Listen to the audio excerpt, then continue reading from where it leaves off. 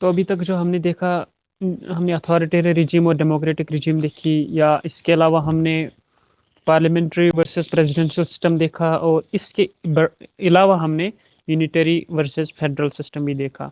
और जहाँ तक कंपैरेटिव पॉलिटिक्स के इस पोर्शन की बात है, इसमें सबसे पहले आज हमने देखना है इलेक्टोरल जो सिस्टम है, इलेक्टोरल प्रोसेस जो है वो क्या है। तो जिसमें बहुत सारे मेथड्स आते हैं, चाहे वो इनडायरेक्ट हो या डायरेक्ट हो। फिर डायरेक्ट में कौन सा मेथड आता है इलेक्शन के, और इनडायरेक्ट में कौन सा मेथड आता है, और कौन सी कंट्री कौन सा मेथड फॉलो करती है, वो हमने देखना है।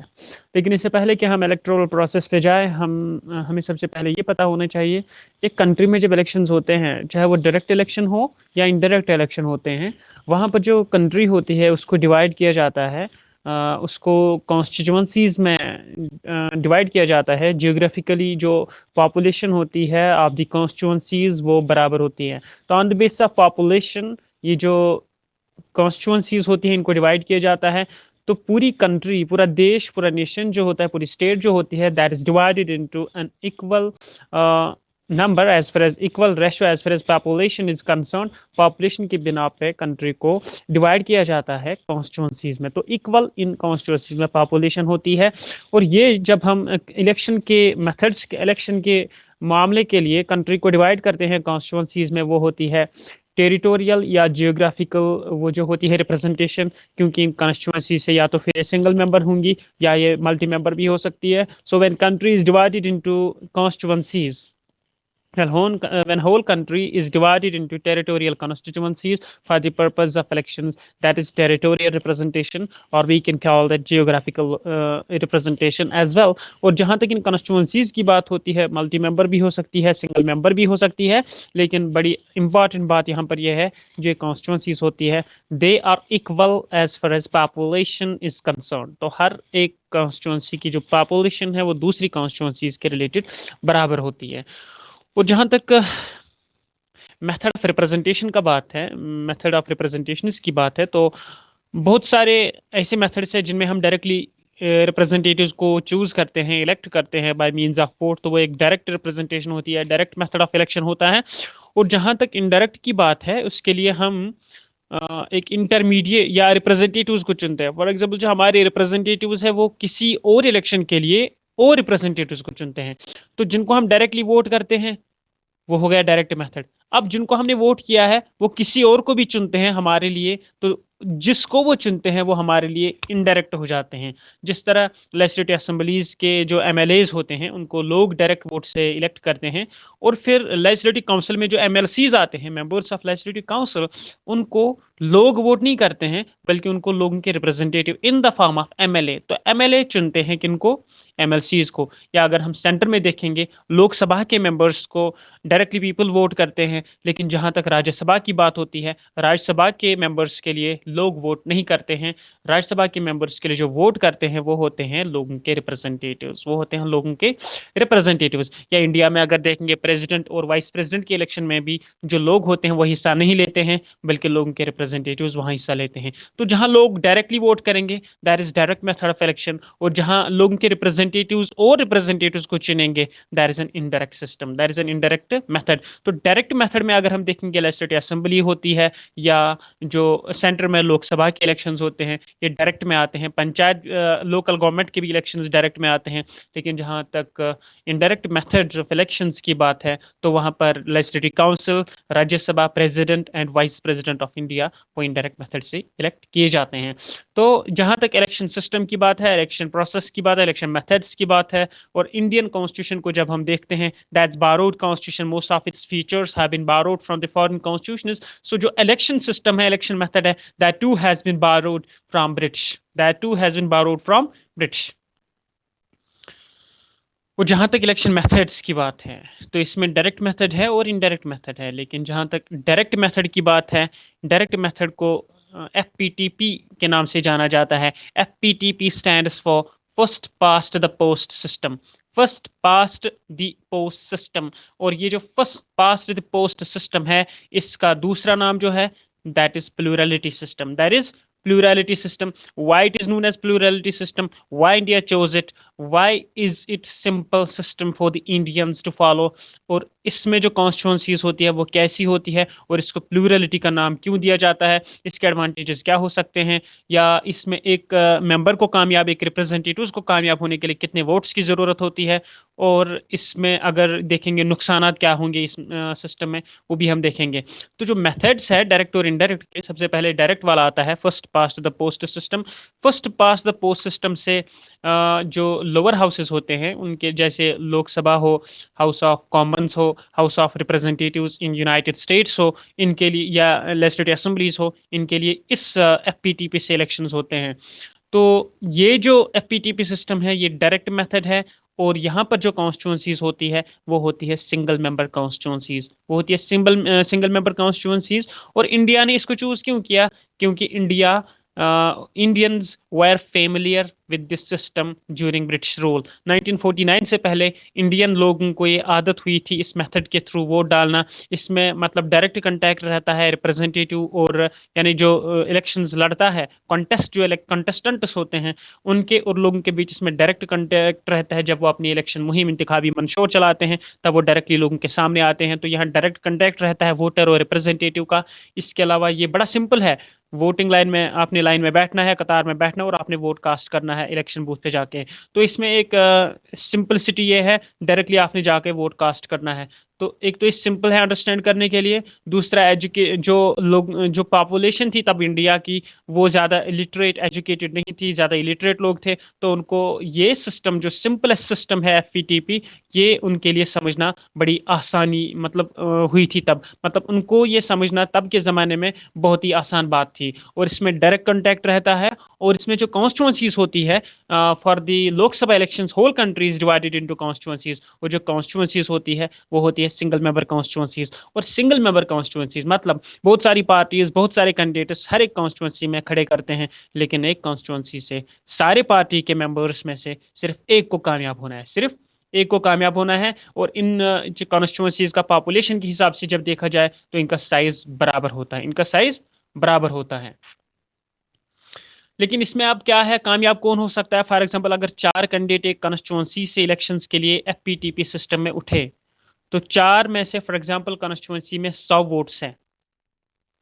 अब ये 100 वोट्स लोग डालेंगे, 100 वोट्स अगर है तो 4 कैंडिडेट्स के लिए इनको डालने हैं। किसको कौन डालता है, किस कैंडिडेट को कौन चूज करता है इलेक्शन में, तो वो देखा जाएगा। लेकिन जब ये 100 के 100 वोट्स कास्ट हो जाते हैं, उसके बाद ये देखा जाता है कि सबसे ज़्यादा जो वोट्स जिसको मिलते हैं वो कामयाब होता है। फॉर एग्जाम्पल 4 कैंडिडेट्स में से एक कैंडिडेट को 30 वोट्स मिले, और बाकी जो 70 वोट्स है उनमें से किसी को 25 मिले, किसी और को भी 25 मिले, और वहां पर कितने बचे, वहां पर फिर 20 और वोट्स चौथे कैंडिडेट को मिले। तो 30, 25, 25 और 20 ये वोट्स है 100 जो 4 कैंडिडेट्स को मिले। अब यहां पर जो कामयाब हुआ, कौन सा कैंडिडेट कामयाब हुआ? जिसको 30 वोट्स मिलते हैं। तो आउट ऑफ 100 जिसको 30 वोट्स मिलते हैं एज कम्पेयर टू अदर्स, उसको मैक्सिमम वोट्स मिले, लेकिन उसको मेजॉरिटी नहीं मिली। Majority is more than 50%, 51 out of 100।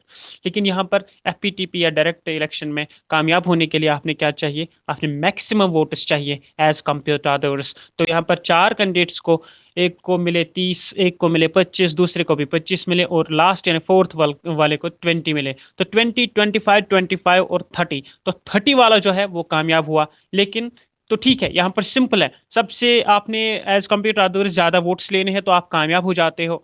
लेकिन दूसरी साइड से जब देखते हैं तो 70% लोगों ने उसके खिलाफ वोट डाले, उसको सिर्फ 30% लोगों ने वोट डाले, वो कामयाब हुआ क्योंकि उसको मैक्सिमम हासिल करने हैं एज कम्पेयर टू अदर्स। लेकिन जब हम क्रिटिसाइज करते हैं, मोस्ट ऑफ द जो वोट्स यहाँ पर हो जाते हैं वो वेस्ट हो जाते हैं, वो वेस्ट हो जाते हैं। तो ये इसका डिमेरिट है, और वहां से इसका ये मेरिट है। In order to attain success in the elections you just need to get maximum votes.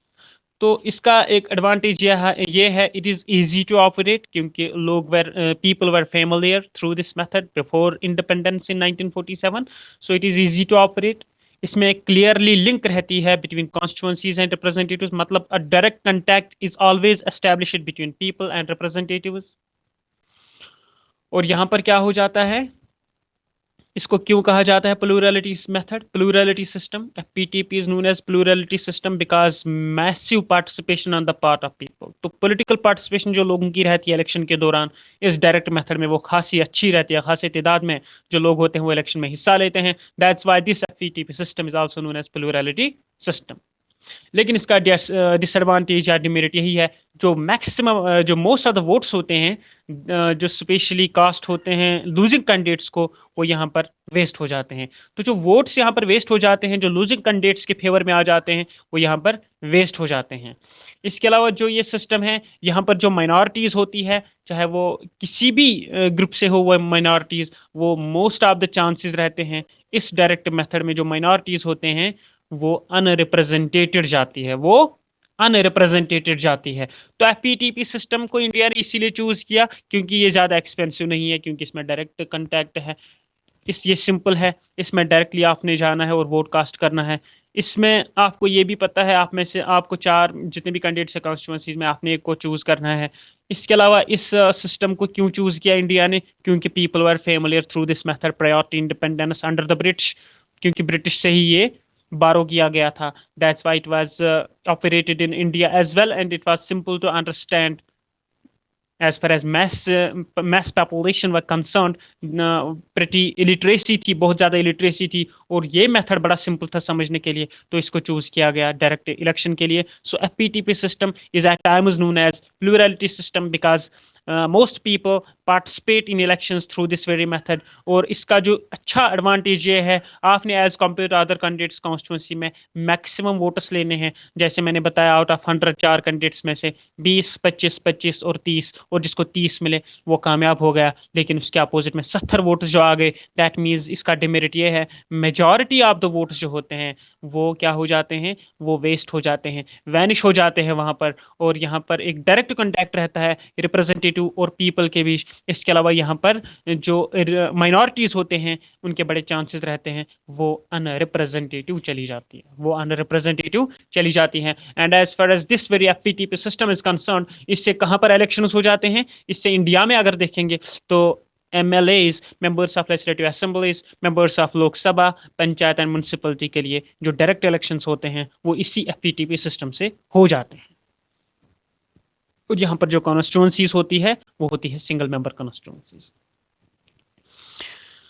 उसके बाद एक और मेथड यहाँ पर आता है जिसको हम इनडायरेक्ट मेथड कहते हैं, और जो बहुत इंपॉर्टेंट मेथड है जहाँ तक एग्जामिनेशन पॉइंट ऑफ व्यू की बात है, that is known as proportional representation system. Proportional representation system is an indirect election method, and this proportional representation system has been classified into two types। इसमें एक list system आता है और दूसरा इसमें आता है proportional representation system by means of a single transferable vote। तो सिंगल ट्रांसफरेबल वोट सिस्टम और लिस्ट सिस्टम, इसके दो टाइप्स है। और जो यहाँ पर कॉन्स्टिट्यूंसीज है, कहीं सिंगल मेंबर होती है तो कहीं मल्टी मेंबर होती है। अगर लिस्ट सिस्टम की बात करेंगे वहाँ पर भी कहीं सिंगल मेंबर होती है तो कहीं पर मल्टी मेंबर होती है। और जो लिस्ट सिस्टम ऑपरेट हुआ करता था वो हुआ करता था जर्मनी में। और जहाँ तक सिंगल ट्रांसफरेबल वोट सिस्टम है, वहाँ पर भी जो कॉन्स्टिट्यूंसीज होती हैं वो या तो सिंगल भी होती है या मल्टी मेंबर भी होती है। अगर सिंगल मेंबर कॉन्स्टिट्यूंसीज की बात करेंगे तो वो इसराइल और नीदरलैंड यानी हॉलैंड में होती थी, और जहां तक मल्टी मेंबर कॉन्स्टिट्यूंसीज की बात है या तो वो पुर्तगाल में होती हैं या तो वो अर्जेंटीना में होती है। और जहां तक ये मेथड क्यों इंपॉर्टेंट है, इंडिया में भी ये जो प्रोपोर्शनल रिप्रेजेंटेशन सिस्टम है, इसके जो दो टाइप्स है, लिस्ट सिस्टम और सिंगल ट्रांसफरेबल वोट सिस्टम। तो सिंगल ट्रांसफरेबल वोट सिस्टम से इंडिया में इलेक्शंस होते हैं, चाहे वो मेंबर्स ऑफ लेजिस्लेटिव काउंसिल हो, चाहे वो राज्यसभा के मेंबर्स हो, चाहे वो प्रेसिडेंशियल या वाइस प्रेसिडेंशियल कैंडिडेट हो। तो सिंगल ट्रांसफर तो proportional representation system by means of a single transferable vote method से इंडिया में इनडायरेक्ट इलेक्शंस होते हैं राज्यसभा, लेजिस्लेटिव काउंसिल, प्रेसिडेंट और वाइस प्रेसिडेंट के लिए। और जहां तक बात है लिस्ट सिस्टम में अगर आपने कामयाब होना है, लिस्ट सिस्टम में अगर आपने कामयाब होना है तो इसमें जो पार्टीज होती है they are represented in the legislature in direct proportion to their overall electoral strength.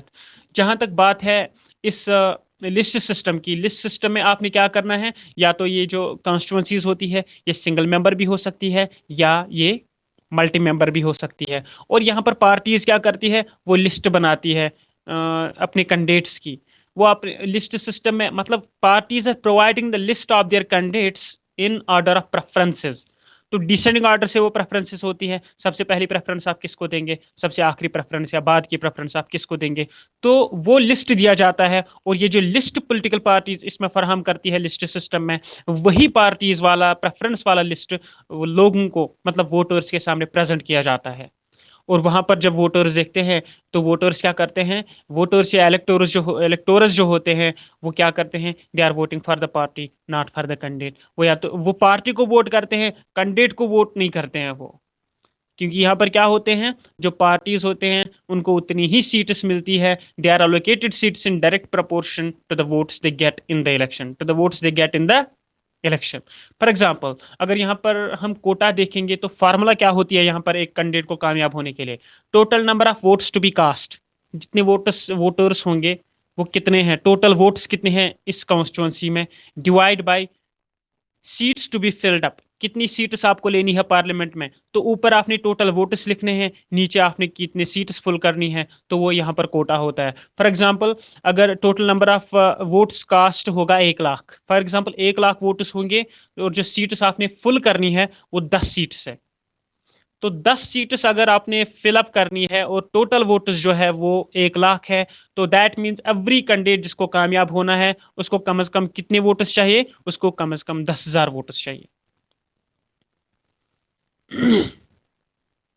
For example, जैसे मैंने बताया, total number of votes to be cast divide by seats to be filled up. जो formula है list system की वो ये है, total number of votes to be polled या टू बी कास्ट, जितने वोट्स डालने हैं, total number of votes to be cast और polled divide by total number of seats to be filled up.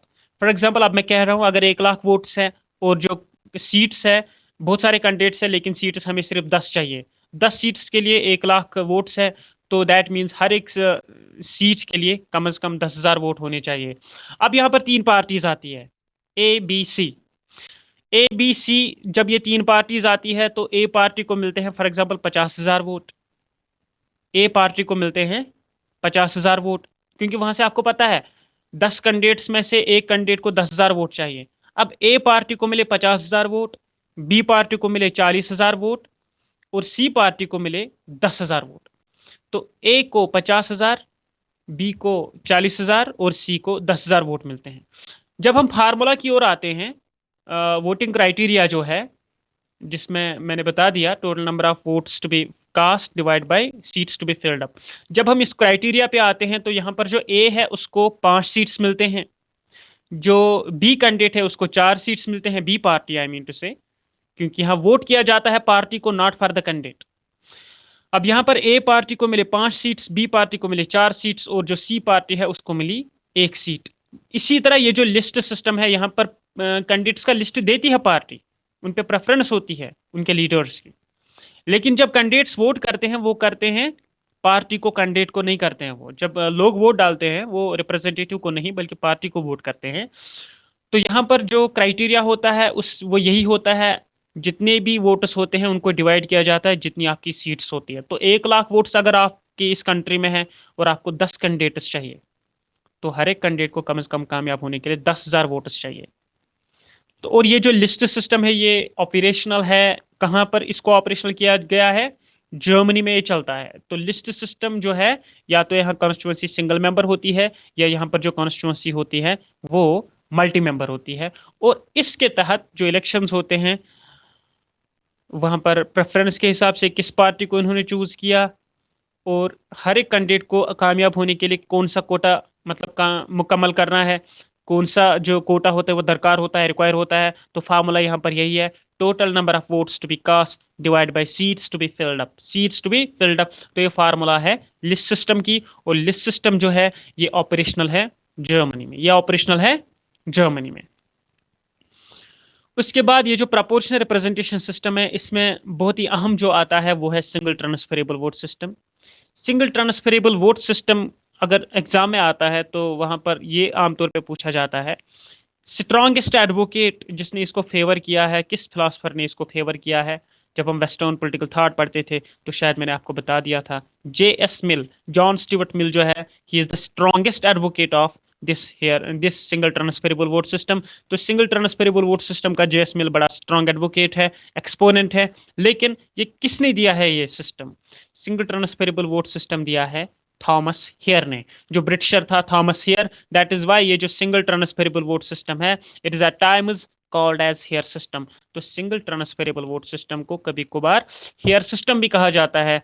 क्यों? Because Thomas Hare gave it way back in 1857, जब उसने अपनी एक बुक लिखी, मिशनरी ऑफ रिप्रेजेंटेशन। तो missionary of representation Thomas Hare की book है जो 1857 में आ गई, और उसमें उसने ग्लोरीफाई किया सिंगल ट्रांसफरेबल वोट सिस्टम। और जहां तक सिंगल ट्रांसफरेबल वोट सिस्टम है, इसमें भी जो कॉन्स्टिट्यूंसीज होती है वो होती है या तो सिंगल मेंबर या मल्टी मेंबर। अगर मल्टी मेंबर की बात करेंगे, अर्जेंटीना या पुर्तगाल की बात है, या अगर सिंगल मेंबर कॉन्स्टिट्यूंसीज की बात करेंगे तो वो इजराइल में होती है या नीदरलैंड या हॉलैंड में होती है। तो इसमें दोनों सिंगल मेंबर और मल्टी मेंबर कॉन्स्टिट्यूंसीज होती है। और यहाँ पर जो फार्मूला है वो होती है total number of votes polled. तो total number of votes polled divide by total number of seats to be filled up plus one.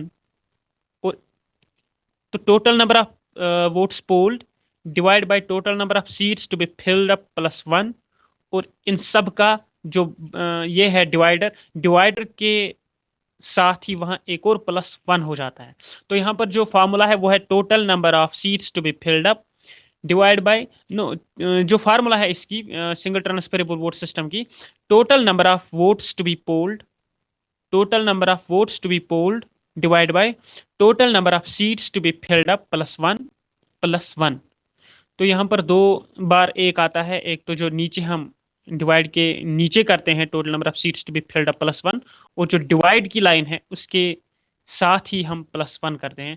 तो वो यहाँ पर फार्मूला होती है। और जो सिंगल ट्रांसफरेबल वोट सिस्टम है, इसके हिसाब से इंडिया में अगर देखेंगे राज्यसभा, लेजिस्लेटिव काउंसिल, प्रेसिडेंट और वाइस प्रेसिडेंट के लिए इलेक्शंस होते हैं।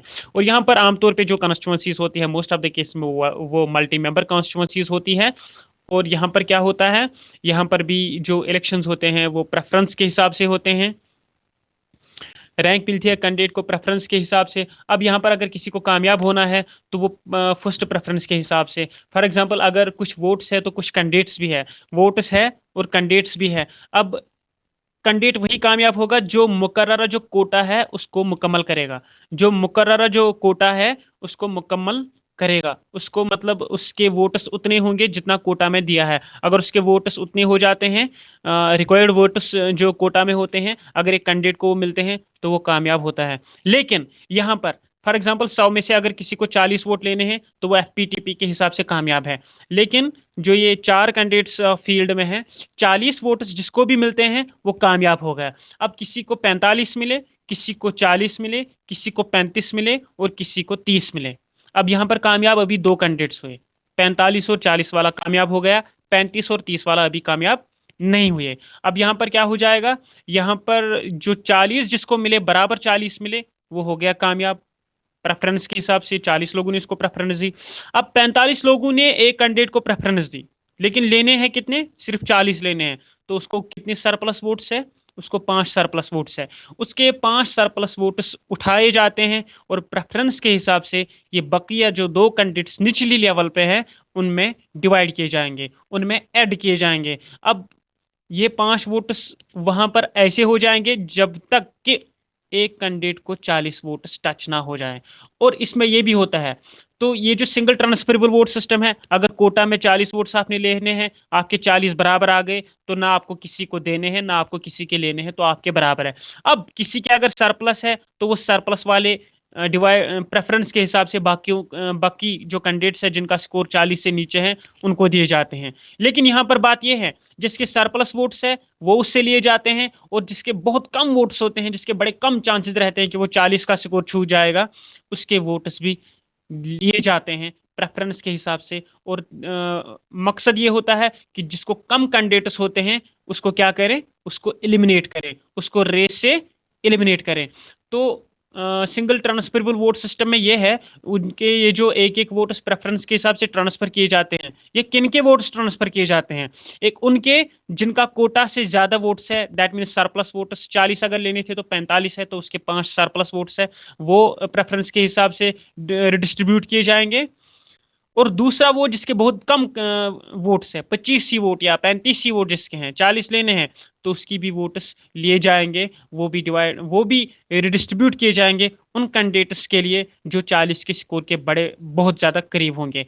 तो सिंगल ट्रांसफरेबल वोट सिस्टम में दो चीजें होती हैं, जिसको बहुत ज्यादा कोटा से ऊपर सरप्लस वोट्स मिलते हैं उसके वोट्स लिए जाते हैं, और जिसको सरप्लस से खासे कम वोट्स मिलते हैं, जो सबसे कम कैंडिडेट जिसके सबसे कम वोट्स होंगे उसके भी वोट्स लिए जाते हैं यहाँ पर, ताकि उसके वोट्स लेकर उसको एलिमिनेट किया जाए, और जो कंपटीशन में रहेंगे वो जो सीट्स हमको चाहिए वो मुकम्मल हो जाए, उनको मुकम्मल तौर पे कोटा मिल जाए। तो ये प्रेफरेंस के हिसाब से यहाँ पर हो जाता है।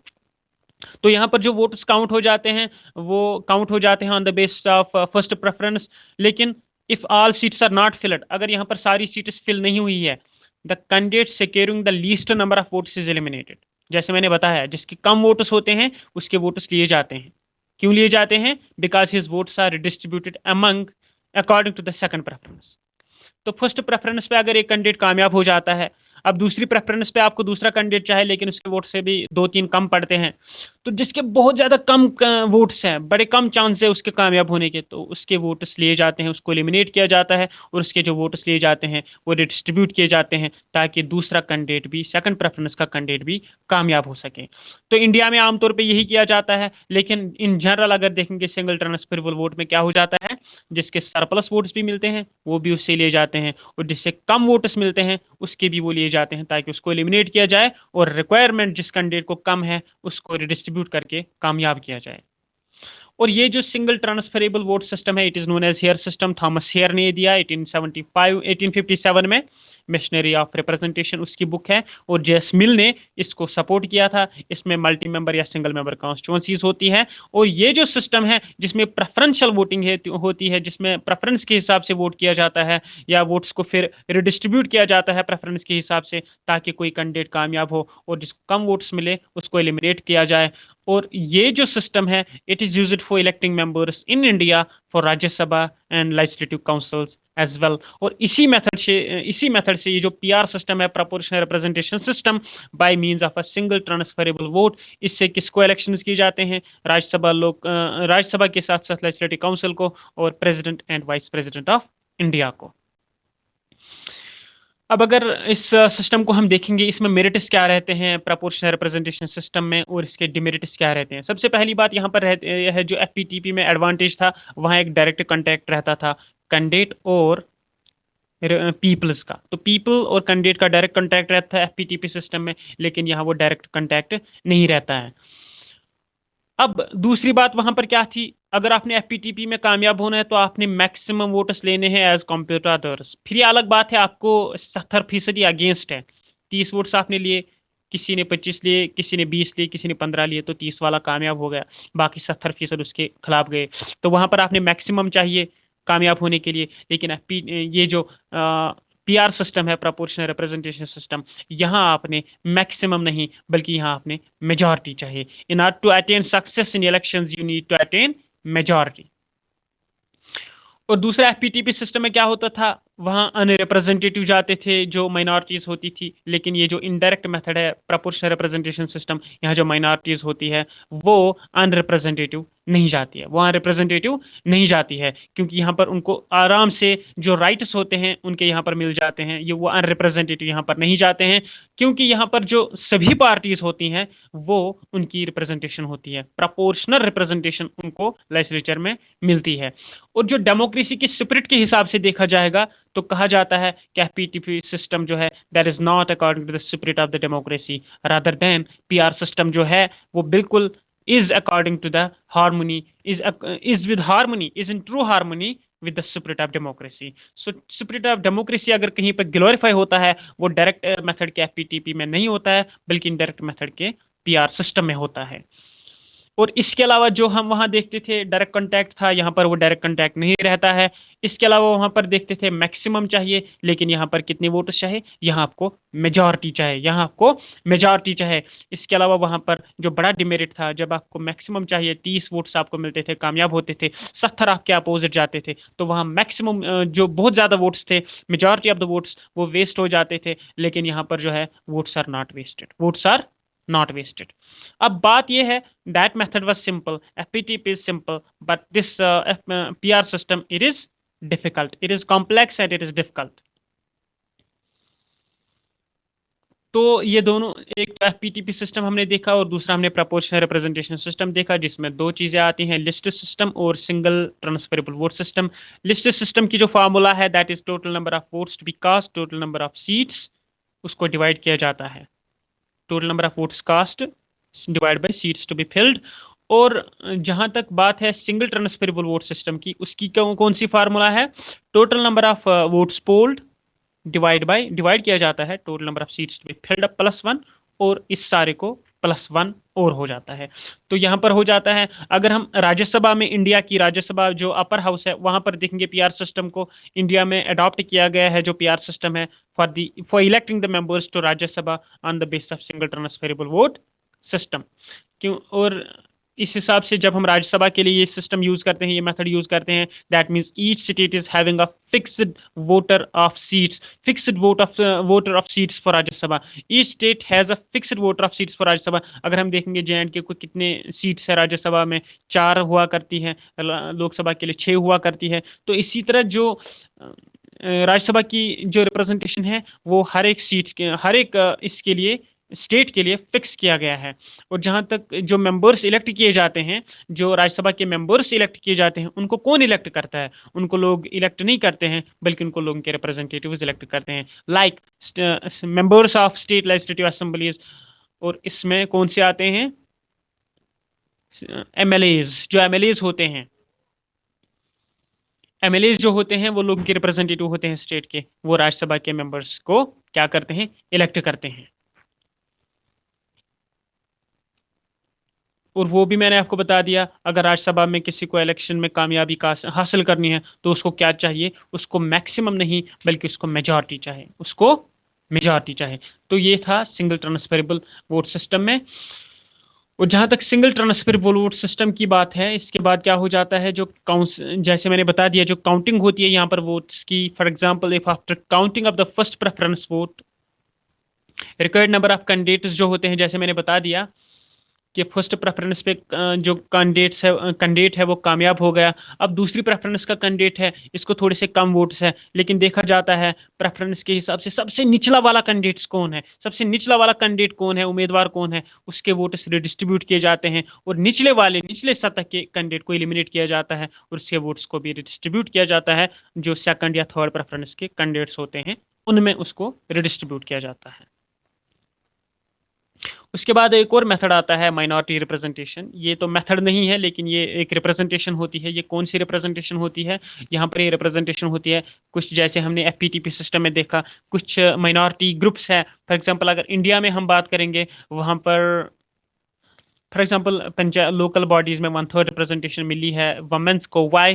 क्योंकि उनको कोई वो डिसीजन मेकिंग में उतना हिस्सा नहीं लिया करती थी, वो उनको कोई राइट्स नहीं थे। लेकिन जो 73rd और 74th अमेंडमेंट हुए हैं कॉन्स्टिट्यूशन में 90s में, 1993 1994 में, उसकी वजह से उनको लोकल बॉडीज के इलेक्शन में 1/3 रिप्रेजेंटेशन मिली है, 33% आउट ऑफ 100 उनको सीट्स मिली है लोकल गवर्नमेंट में। इसी तरह जो माइनॉरिटीज होती है, माइनॉरिटीज अगर हम देखेंगे तो SC STs है। अगर हम माइनॉरिटीज की बात करेंगे जिनमें SC STs आती हैं, तो वहां पर क्या हो जाता है, उनके लिए रिप्रेजेंटेशन रखी गई है। उनके लिए हम रिप्रेजेंटेशन क्यों रखते हैं, क्योंकि वहां पर बात यह आती है, as these minorities are not getting representation through the direct election method, that's why we are keeping a representation for them, we are keeping a fixed quota of seats for them in parliament. For example, अगर हम SC STs की बात करेंगे, so there are 79 seats for them in Lok Sabha out of 543। जो 543 seats होती है, उनमें 79 seats जो होती हैं वो माइनॉरिटीज के लिए होती है लोकसभा में, SC STs के लिए। क्योंकि बाकी मेथड्स अगर देखेंगे हम, डायरेक्ट मेथड ही, क्योंकि उनके लिए कोई रिप्रेजेंटेशन नहीं हुआ करती थी। So in order to give them their right is securing their right is giving them the representation in the parliament house, 79 seats have been kept for minorities, SCs and ST। तो SC STs के लिए वहां पर जो minority representation है, उसके तहत उनको 79 सीट्स रखे गए हैं लोकसभा में, तो माइनॉरिटी रिप्रेजेंटेशन होती है। और इसमें जो इलेक्टोरल प्रोसेस में जो डायरेक्ट मेथड है उसमें एफपीटीपी आता है, और दूसरा जो इनडायरेक्ट है प्रोपोर्शनल रिप्रेजेंटेशन आता है। एक और इम्पॉर्टेंट मेथड है यहाँ पर, वो ज़्यादा पॉपुलर तो नहीं है लेकिन इम्पॉर्टेंट है, that is known as mixed representation. That is known as mixed representation. अब मिक्स्ड रिप्रेजेंटेशन जो है, और इसके अलावा जब मैंने आपको डायरेक्ट और इनडायरेक्ट का बताया तो मैंने आपको वहां पर बता दिया, डायरेक्ट में कॉन्स्टिट्यूंसीज ज़्यादातर जो होती है वो सिंगल होती है, और इनडायरेक्ट में जो कॉन्स्टिट्यूंसीज होती है वो मोस्ट ऑफ द केस में मल्टी मेंबर होती है, और कहीं कहीं वो सिंगल मेंबर होती है। लेकिन अब बात है मिक्स्ड रिप्रेजेंटेशन की। मिक्स्ड रिप्रेजेंटेशन, जो मिक्स्ड रिप्रेजेंटेशन होती है, मिक्स्ड रिप्रेजेंटेशन सिस्टम में क्या हो जाता है, यहाँ पर जो लोग होते हैं, सिटीजन्स ऑफ द कंट्री जो होते हैं, उनको दो वोट्स होते हैं, उनको दो वोट्स होते हैं। अब इस मिक्स सिस्टम में फॉर एग्जांपल उनको दो वोट्स होते हैं, पूरे देश के लिए इलेक्शंस हो रहे हैं, इसमें वो चाहते हैं, पार्टी ए बी सी है, पार्टी ए बी और सी है। पार्टी ए बी सी जब होती है तो वहां पर जो मिक्स सिस्टम में ये जो लोग होते हैं, फॉर एग्जांपल एक कॉन्स्टिट्यूंसी के जो लोग हैं, वो चाहते हैं जो पार्लियामेंट है कंट्री का, उसमें ए पार्टी जो है वो जीत जाए। ए बी सी तीन पार्टीज है, तो मिक्स सिस्टम में, मिक्स रिप्रेजेंटेशन में लोग जो है कॉन्स्टिट्यूंसी में वो चाहते हैं ए पार्टी जो है वो इलेक्शन जीत जाए, ए पार्टी इलेक्शन जीत जाए। लेकिन वो ये भी देखते हैं कि हमारी कॉन्स्टिट्यूंसी में जो ए पार्टी का कैंडिडेट है वो अच्छा नहीं है, वो क्रिमिनल है, करप्ट है, उसका रिकॉर्ड अच्छा नहीं है। तो वो चाहते हैं पार्लियामेंट में ए पार्टी जीत जाए, लेकिन हमारी कॉन्स्टिट्यूंसी में ए पार्टी का कैंडिडेट कामयाब ना हो, बल्कि बी पार्टी का कैंडिडेट कामयाब हो। तो मिक्स रिप्रेजेंटेशन सिस्टम में क्या हो जाता है, वो चाहते हैं कि पार्लियामेंट में क्या हो जाए, ए पार्टी जीत जाए, लेकिन हमारी कॉन्स्टिट्यूंसी में जो ए पार्टी का कैंडिडेट है वो खासा वर्स्ट है, तो वो चाहते हैं कि हमारी कॉन्स्टिट्यूंसी में बी पार्टी का कैंडिडेट जीत जाए, लेकिन जो पार्टी पार्लियामेंट में आए वो ए पार्टी आए। तो ये दो रीजंस है, दो चीजें हैं। और यहां पर जो सिटीजन्स है उनको दो वोट्स है, इनको दो वोट्स है। तो जब वो वोट करते हैं, वो वोट करते हैं, जो फर्स्ट वोट होता है वो होता है for the candidate, first vote for the candidate and second vote for the party, second vote for the party. तो यहां पर कैंडिडेट्स को दो वोट्स होते हैं, first for the candidate, second for the party. जब वो कैंडिडेट को प्रेफर करते हैं, वो करते हैं उसको एफपीटीपी से, वो उसको करते हैं एफपीटीपी से। लेकिन जब वो पार्टी को प्रेफर करते हैं, सेकंड वोट से वो पार्टी को सपोर्ट करते हैं, वो करते हैं पीआर सिस्टम से, वो करते हैं पीआर सिस्टम से। तो ये जो मिक्स रिप्रेजेंटेशन सिस्टम है, it is amalgamation of, is mixture of, is blend of two, FPTP plus PR system. तो first past the post system भी यहां इन्वॉल्व होता है, और प्रोपोर्शनल रिप्रेजेंटेशन सिस्टम भी यहां इन्वॉल्व होता है। सिटीजन्स को दो वोट्स होते हैं, वो पहला वोट जो करते हैं, first vote is for candidate and second vote is for party. तो यहां पर वोटर्स को दो दो वोट्स होते हैं, तो जो वो कैंडिडेट्स के लिए वोट यूज करते हैं that is through the direct method of FPTP, और जो वो वोट फॉर पार्टी करते हैं सेकंड वाला vote, that is through the PR system. अब ये जो मिक्स्ड रिप्रेजेंटेशन सिस्टम है, it is operational in Germany and New Zealand. जब हम जर्मनी की बात करते हैं तो उसका जो मिक्स रिप्रेजेंटेशन सिस्टम का वहां पर जो नाम है, that is additional number system. तो जर्मनी में जो इसका नाम है that is additional number system, और न्यूजीलैंड में जो मिक्स रिप्रेजेंटेशन का नाम है that is mixed member proportional representation system. तो mixed member proportional representation, MMPR in New Zealand. तो मिक्स्ड रिप्रेजेंटेशन को वहां बोला जाता है मिक्स मेंबर प्रोपोर्शनल रिप्रेजेंटेशन, और जर्मनी में इसको कहा जाता है एडिशनल नंबर सिस्टम। तो मिक्स रिप्रेजेंटेशन सिस्टम में बोथ है पीटीपी और पीआर सिस्टम इन्वॉल्व होता है, क्योंकि यहाँ पर जो लोग होते हैं उनको दो कैंडिडेट्स होते हैं, फर्स्ट उनको दो वोट्स होते हैं, जो लोग होते हैं उनको दो वोट्स होते हैं, first vote is for candidate and second vote is for party. जो वो कैंडिडेट को वोट करते हैं वो होता है बाय एफपीटीपी सिस्टम, और जब वो पार्टी को दूसरा वोट करते हैं वो होता है पीआर सिस्टम से।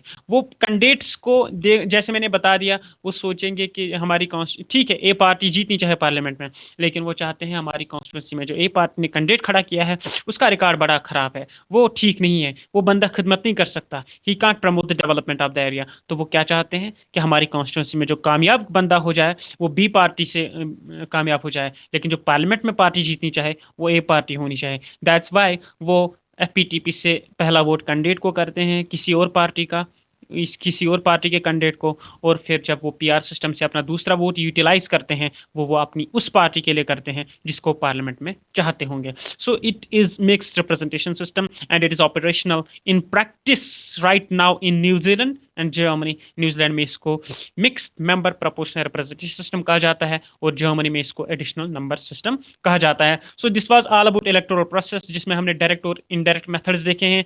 डायरेक्ट में फिर हमने एफपीटीपी देखा और इनडायरेक्ट में हमने फिर प्रोपोर्शनल रिप्रेजेंटेशन सिस्टम देखा, जिसके तहत लिस्ट सिस्टम और सिंगल ट्रांसफरेबल वोट सिस्टम आता है। सिंगल ट्रांसफरेबल वोट सिस्टम को किसने दिया है? हेयर सिस्टम ने दिया है, थॉमस हेयर ने दिया है। That is why that is also known as Hare system.